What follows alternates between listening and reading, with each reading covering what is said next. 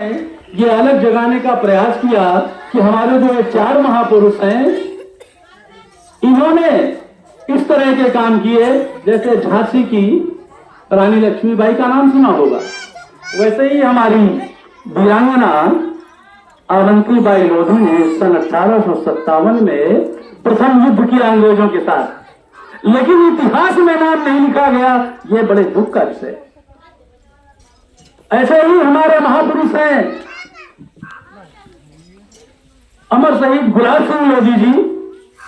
अंग्रेजों ने एक चैलेंज किया था कि भारत के अंदर कोई तिरंगा नहीं फहरा सकता, और अंग्रेजों का यहां शासन चल रहा था।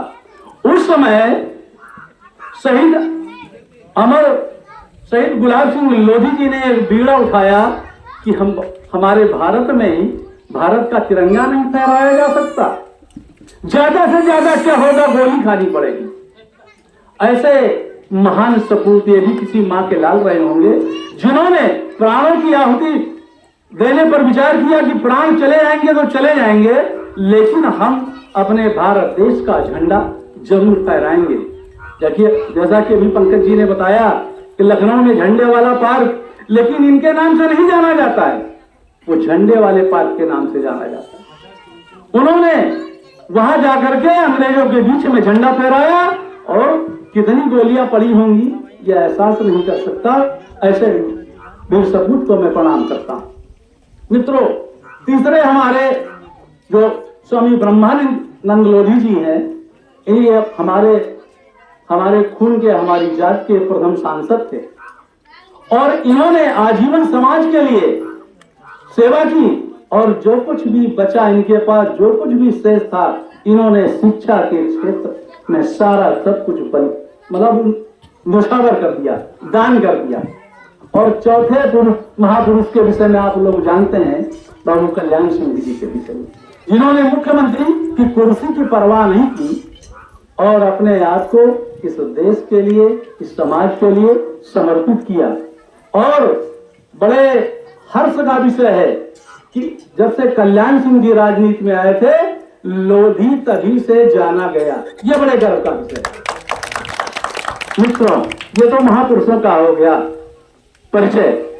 दूसरा, लोधी शिक्षा चेतना मंच का मुख्य उद्देश्य है समाज को शिक्षित करने की मुहिम छेड़ना। अब इसको कैसे शिक्षित बनाया जाता है, बनाया जा सकता है?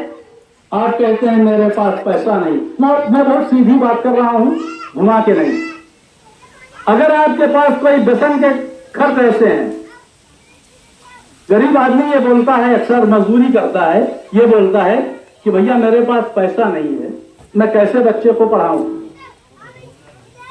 लेकिन मैं एक सुझाव देने आया हूं, मेरी बात अगर कड़वी लगे तो वहीं रोक लेना। मैं समझाने का प्रयास कर रहा हूं।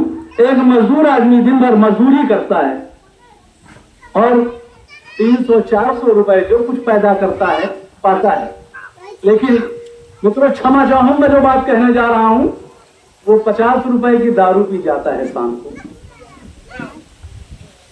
और जब दारू पीता है तो घर में आता है, पत्नी से भी कलह होती। मित्रों, उस 50 रुपए की जो दारू आदमी पी जाता है, अगर केवल उसको रोक दे तो एक बच्चे को अच्छी शिक्षा दिला सकता है। 50 रुपए रोज का आप जोड़ लीजिए, महीने में कितना हो गया? 1500 रुपए होता है। और किसी भी बच्चे को आप यहां अगर शिक्षा दिलवाना चाहेंगे तो 1500 रुपए महीने से खर्च ज्यादा नहीं आएगा। मैं एक सुझाव दे रहा हूं। जो लोग दिन भर में, मैं देखता हूं ज्यादातर मेरा ही समाज, क्योंकि ज्यादा है इसीलिए, कहीं पे देखता हूं अगर जुआ खेला जा रहा हो तो वहां सारा का सारा हो सकता है हमारा समाज हो, नहीं तो परसेंटेज में वो 60 से 70% हमारा ही समाज होगा। इससे बहुत हानियां हैं। कोई पति अपनी पत्नी के जेवर तक बेच देता है, घर में कलह पैदा होती है। अगर वो जेवर बेचा जाए तो हमारा मानना है शिक्षा के लिए, बच्चे को पढ़ाने के लिए, बिटिया को पढ़ाने के लिए अगर जेवर बेचा जाए तो कोई बात नहीं, पत्नी भी कहेगी बिक गया तो बिक गया जेवर, हमारी बिटिया तो पढ़ गई। बच्चा तो हमारा पढ़ गया, लेकिन अगर उसका पति दारू के लिए जेवर बेच देता है, अगर जुए के लिए जेवर बेच देता है, तो ये बड़ी घिनौनी बात हो जाती है। मित्रों साथियों, अगर आपका बच्चा पढ़ जाएगा तो आपको बड़ा ही लाभ मिलने वाला है। जरूरी नहीं उसको नौकरी मिल जाए, लेकिन अगर आप बैंक पहुंचेंगे तो अगर बच्चे को साथ ले गए तो बच्चा आपका फॉर्म भर देगा। नहीं तो आप बैंक जाते हैं, किसी से कहते हैं भैया ये मेरा फॉर्म भर दो, भैया ये